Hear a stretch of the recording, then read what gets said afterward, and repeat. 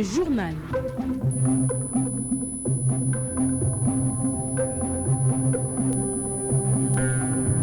Au sommaire de cette édition d'information, célébration ce mercredi 24 mars 2021 de la Journée mondiale de lutte contre la tuberculose. Pour cette édition, l'heure est venue de mettre fin à cette maladie. Hors de nos frontières au Congo-Brazzaville, Denis Sassou Nguesso réélu avec 88,57% de voix pour un mandat de 5 ans, selon les résultats provisoires de la commission électorale. En sport, après moult péripéties, les internationaux gabonais sont enfin à Libreville depuis ce mardi, peu après 2 heures du matin. Ils sont donc au grand complet pour affronter les léopards de la RDC dans le cadre de la 5e journée des éliminatoires de la CAN Total 2021 au Cameroun. Voici pour l'essentiel du sommaire. Les détails, c'est juste après la transition.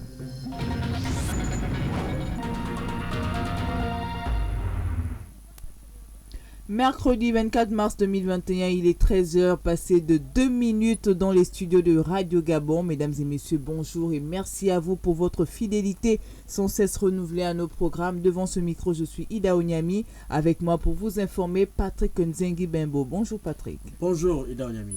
En ouverture de cette édition d'information, on parle de la célébration ce jour de la Journée mondiale de lutte contre la tuberculose. L'objectif global de la Journée mondiale est de sensibiliser le public à la charge mondiale de mobilité liée à la tuberculose et de mettre en évidence l'état des efforts déployés pour prévenir et maîtriser cette maladie. On en parle avec Caroline Assoumou-Mombe.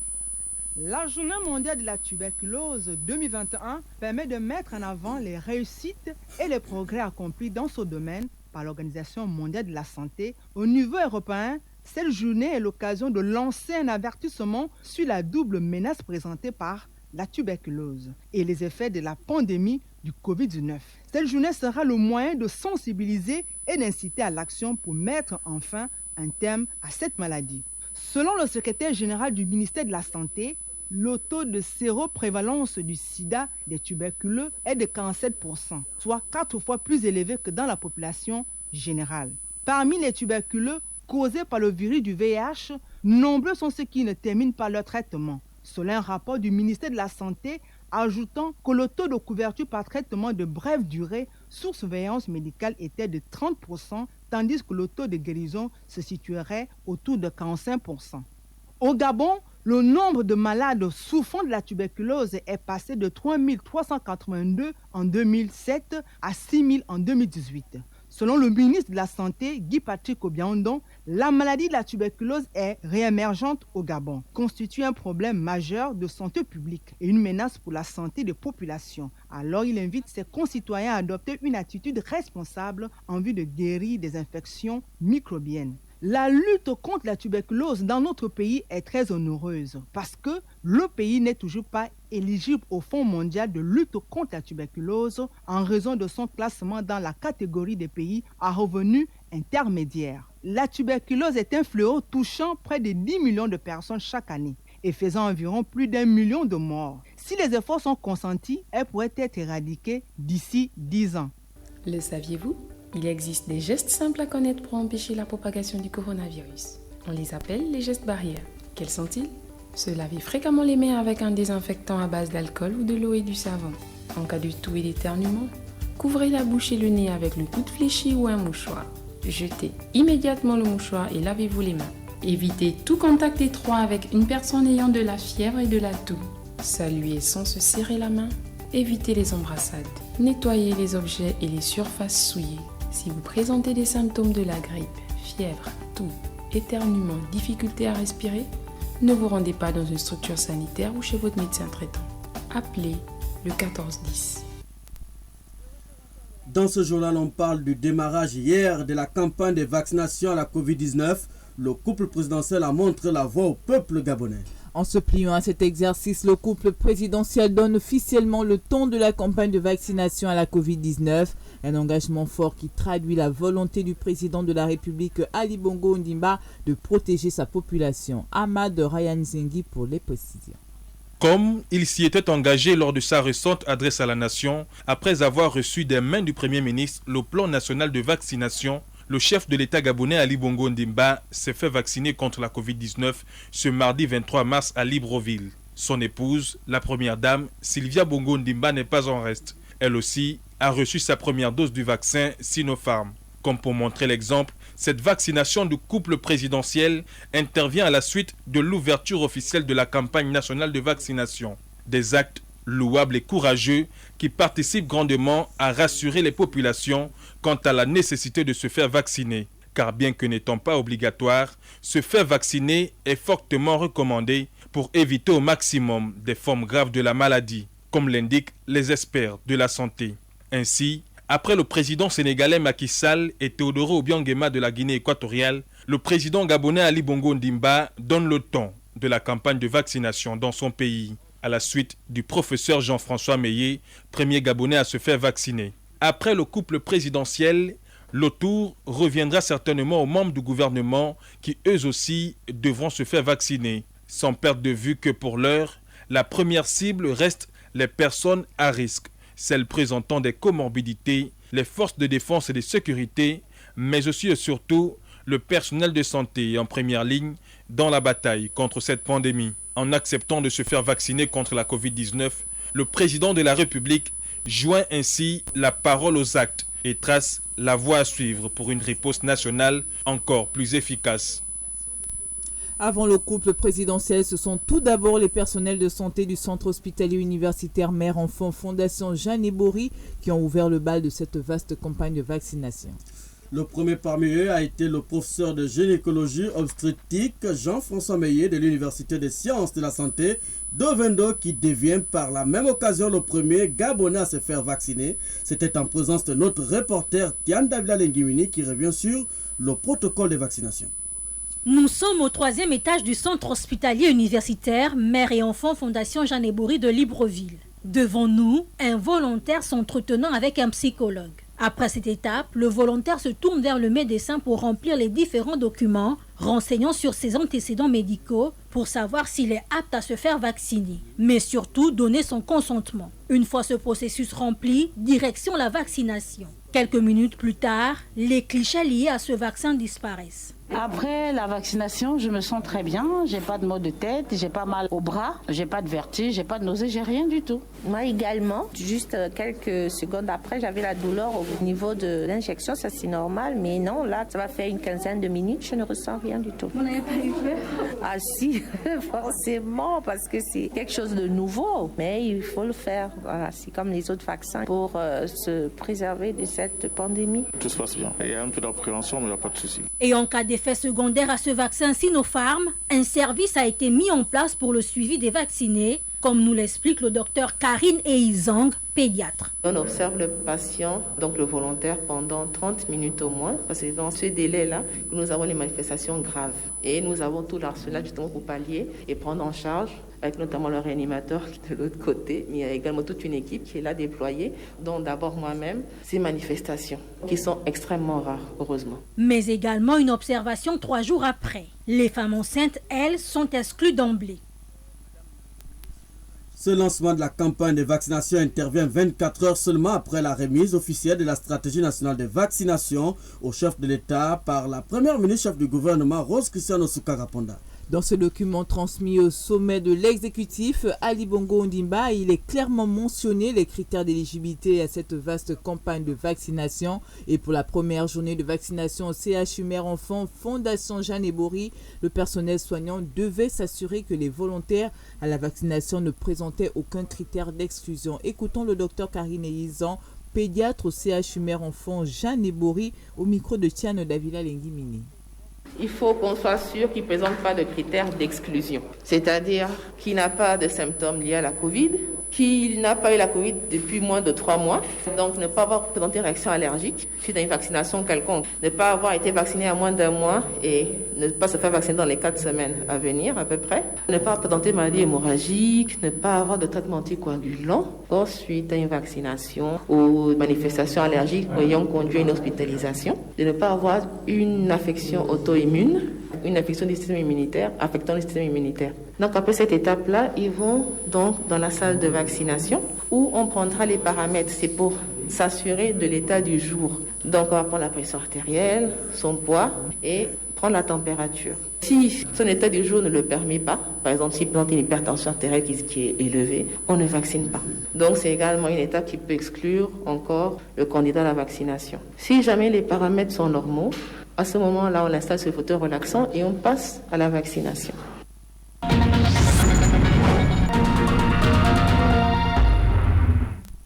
Le Gabon et la Banque mondiale ont fait hier le point sur les chantiers financés par cette institution financière internationale. C'était à la faveur d'une audience à la primature. Rose Christiane Soukaraponda et le directeur régional Afrique de l'Ouest et du Centre du groupe de la Banque mondiale Aliou Naïga ont passé en revue l'ensemble des projets financés dans le cadre de leur coopération. Nick Jocelyn Fouba. En visite à Libreville, le directeur régional Afrique de l'Ouest et du Centre de la Société financière internationale, groupe de la Banque mondiale, Aliou Maïga, a été reçu en audience ce mardi 23 mars par Rose Christiane Soukaraponda. Occasion pour les deux personnalités de faire un état de lieu de la coopération entre l'institution et le Gabon. On a eu une très bonne discussion avec Madame la Première ministre qui nous a donné un peu la vision et les engagements du gouvernement. Et de notre côté, on a rassuré Madame la Première ministre de ce qu'on a déjà fait au Gabon en termes d'investissement.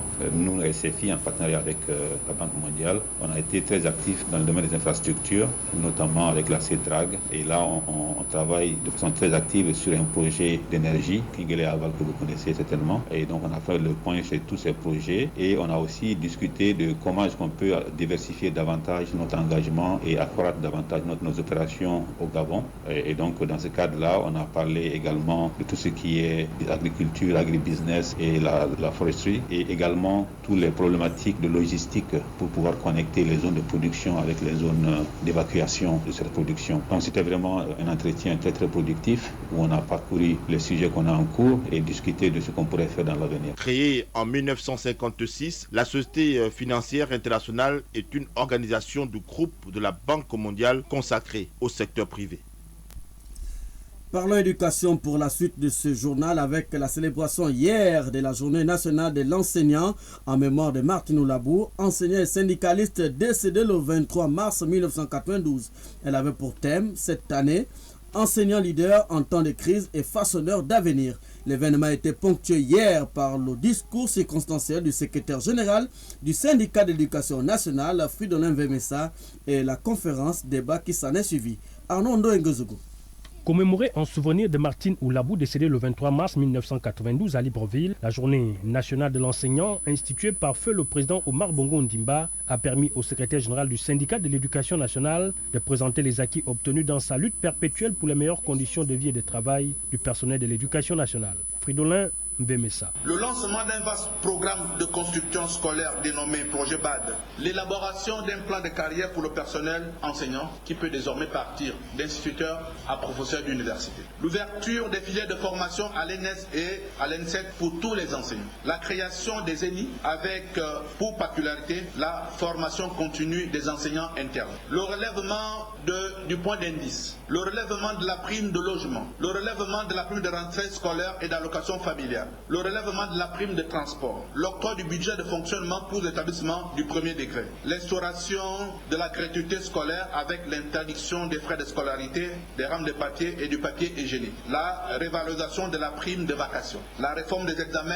BPC baccalauréat, la suppression du concours d'entrée en 6e. L'édition 2021 est célébrée dans un contexte de crise généralisée, crise de l'école, crise des valeurs et des mœurs, la violence en milieu scolaire et la pandémie de la Covid-19. Cette journée a également permis de mettre en exergue le rôle joué par l'enseignant dans cette période d'incertitude. Il apparaît clairement que l'enseignant est le moteur du développement. Il doit être au centre de l'action pour combattre ces fléaux au moyen de la formation et de la sensibilisation. La seconde vérité est que sans l'implication réelle et déterminante de l'enseignant, aucune société, notre pays, ne peut prétendre au progrès. Membre de l'International Éducation et du comité syndical francophone de l'éducation et de la formation, le Sénat a fustigé la non prise en compte des syndicats dans l'enquête du programme d'analyse des systèmes éducatifs de la conférence PASEC 2019. De leur côté, les enseignants réunis au sein de la Ligue professionnelle de l'enseignant sont revenus lors de la dite célébration sur les actions qu'ils mènent sur le terrain. Et parmi celles-ci, on note l'appui technique aux chargés de cours à l'intérieur du pays et des campagnes de sensibilisation. Écoutons à ce propos le président Honoré Ovono-Obam. Il est ici au micro d'Edgar Kaba. Il s'agit pour nous de mettre en place des supports pédagogiques pour pouvoir aider les enseignants, notamment ceux qui font leur premier pas dans la carrière. Nous faisons des animations culturelles, des partenariats qui nous lient avec d'autres associations. Donc vraiment, nous sommes dans le champ de la culture, dans le champ de la pédagogie et dans le champ de la science. Il y a des pays à qui nous envoyons des documents, à qui nous donnons des orientations. Il y en a qui peuvent nous dire, bon, moi j'ai envie de faire tel ou tel cours, mais je ne sais pas comment m'y prendre. Ou bien hier, j'ai eu un problème avec un élève qui s'est comporté d'une certaine manière. Quel conseil vous pouvez me donner? Alors, c'est l'occasion de mettre ma casquette d'encadreur pédagogique et de donner des orientations à l'enseignant et même de rappeler certaines orientations officielles. Et nous envoyons également des documents dans ce sens-là pour aider les enseignants à mieux travailler. Un cas à Franceville, mais c'est un enseignant qui devait produire un document dans le cadre des examens blancs qu'ils ont eu à organiser. Donc, il n'arrivait pas à trouver des textes pour pouvoir faire son travail. Et donc, nous lui avons trouvé des textes au niveau de Libreville pour les lui envoyer à Franceville afin qu'il puisse faire son travail comme cela avait été demandé par l'administration. Et je voudrais rappeler également que la Ligue a un blog. Ouais, et dans ce blog, nous mettons des documents divers, des devoirs, des supports de cours, des textes, tout ce que nous produisons pour permettre à ceux qui sont dans le besoin de pouvoir y puiser à n'importe quel moment. Nous militons pour l'éveil, nous militons pour amener les enseignants à savoir ce qu'ils sont, à avoir une idée claire de leurs droits et de leurs devoirs. Nous sensibilisons, nous conscientisons, parce qu'il y en a parfois, malheureusement, qui peuvent se mettre en grève sans savoir qu'une grève se fait sur la base de certaines orientations officielles. En bref, cette autre célébration ce mardi 23 mars 2021, celle de la journée de la femme digitale, en abrégé JFD, abritée par notre pays. L'événement a été chapeauté par Caméliane Toutoum-Leclerc, ministre déléguée à l'éducation nationale, par ailleurs point focal de cette structure au Gabon. Du côté de la fonction publique, les régularisations des situations administratives des agents publics de l'État ont été au cœur d'une rencontre. Rencontre entre les partenaires sociaux et le secrétaire général qui aura permis de faire le point des situations administratives des agents publics de l'État régularisés durant ce mois de mars. Plus de précisions avec Rokia Moneme. Cette suite des rencontres mensuelles entre administration publique et partenaires sociaux a permis de faire le point des avancées des situations administratives des agents de l'État pour le compte du mois de mars. Edouard Foulambom, directeur général de la fonction publique. De janvier à mars, nous avons régularisé en tout 2313 situations, avec un effectif de 1075 au titre des recrutements et 1238 situations au titre des reclassements à stage. C'est un plan progressif qui est en train d'être mis en œuvre avec l'appui et l'assistance des partenaires sociaux pour faire en sorte que progressivement toutes les situations soient régularisées au fil de l'eau, qu'il s'agisse de l'éducation nationale, la santé, l'enseignement supérieur, ainsi que des autres secteurs, qu'il s'agisse aussi de tous les reclassements. Je précise que ce sont des reclassements réguliers, c'est-à-dire quelqu'un qui serait allé en stage en respectant les formes de la fonction publique, qui a obtenu une attestation de mise en stage en bonne uniforme, mais qui n'est pas allé donc de son propre chef. C'est l'ensemble de ces situations qui fait l'objet d'une prise en compte mensuelle et dont le rendu est fait mensuellement là aussi aux partenaires sociaux pour que l'information soit communiquée à tous. Les parties prenantes sont parties sur un terrain d'entente au regard des contraintes budgétaires. Joël Ondoela, vice-président du comité de pilotage du Forum de la fonction publique. Nous avons convenu que chaque milieu de mois, nous devons faire le point pour regarder ce qui est fait et ce qui nous attend. Et nous croyons que de toutes les parties, il y a une volonté et nous demandons d'ailleurs à cette population qui nous attend de toujours s'armer de la patience. Il est fort évident que nous avons des contraintes budgétaires. Et ces contraintes budgétaires doivent nous amener tous à aller de l'avant. Et s'il y a à formuler un plaidoyer, c'est de demander à l'attention du gouvernement de pouvoir regarder un peu plus d'efforts sur l'enveloppe budgétaire pour que nous puissions réellement réaliser ce sur quoi nous sommes accordés pour ce forum. Rappelons que c'est 858 situations qui ont été régularisées, tous secteurs confondus pour le mois de mars. Parlons également de ceux dont des produits de première nécessité aux personnes vulnérables.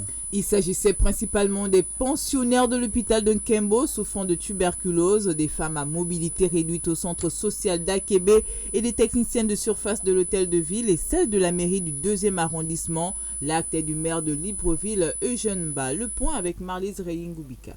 Les kits composés des denrées alimentaires, des savons et des gels hydroalcooliques viennent à point nommé pour les femmes handicapées du centre social d'Akébé, les techniciens de surface de l'hôtel de ville, de la mairie du 2e arrondissement de Libreville et les malades de Nkembo au moment où le Gabon traverse une crise liée à la pandémie du coronavirus. Ntsam Ngema-Yolène, directeur du centre spécialisé de Nkembo. Nous sommes très contents d'avoir reçu ce don de la part de M. le maire et nous le remercions d'avoir pensé à l'hôpital spécialisé de Nkembo. Ce don va nous aider pour nourrir les malades hospitalisés, disons les personnes qui souffrent de la tuberculose, qui sont internées dans notre structure. Donc c'est un don qui est vraiment bienvenu dans notre structure. Le mois de mars, dédié à la femme, est donc une belle opportunité pour l'édile de Libreville de poser cet acte de solidarité à l'endroit des femmes démunies. Jessica Ekoga-Mengemela, directeur adjoint de la santé à la mairie de Libreville.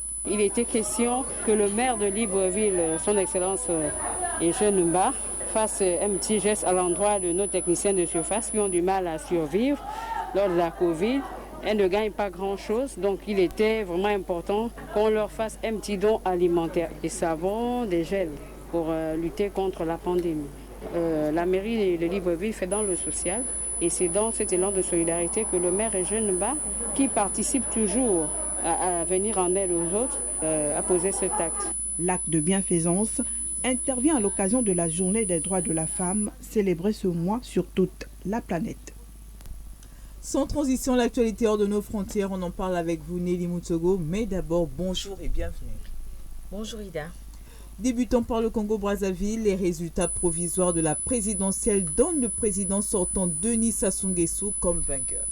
Réélu avec 4,28,57% des voix dès le premier tour, selon les résultats provisoires de la commission électorale annoncés hier par le ministère congolais de l'Intérieur, Denis Sassou Nguesso reste à la tête du Congo-Brazzaville. C'est le dernier survivant de l'époque du parti unique. À 77 ans, il accumule déjà 36 ans au pouvoir. Une victoire écrasante devant son principal rival, Guy Brice Parfait Kolela, décédé dans la nuit du dimanche 21 au lundi 22 mars dernier, qui totalise 7,84% des voix. La participation officielle des populations à ce scrutin a été établie à 67,55%. En Tanzanie, l'hommage au président dimanche dernier fait 5 morts. En effet, il s'agit d'une femme et 4 enfants qui sont morts dans une bousculade lors de cet hommage au président défunt John Magufuli, île à Dar es Salaam en Tanzanie. Selon l'AFP, une 6e personne est toujours portée disparue. Ils étaient au stade Uhuru de la capitale économique tanzanienne pour faire leurs adieux au défunt président. Puis une bousculade a transformé ce moment en tragédie. Les enfants étaient âgés de 5 à 12 ans. 2 d'entre eux étaient les enfants de la femme décédée. Les 2 autres étaient ses neveux, une autre femme de 26 ans et jusque-là portée disparue. Merci pour toutes ces précisions, Nelly.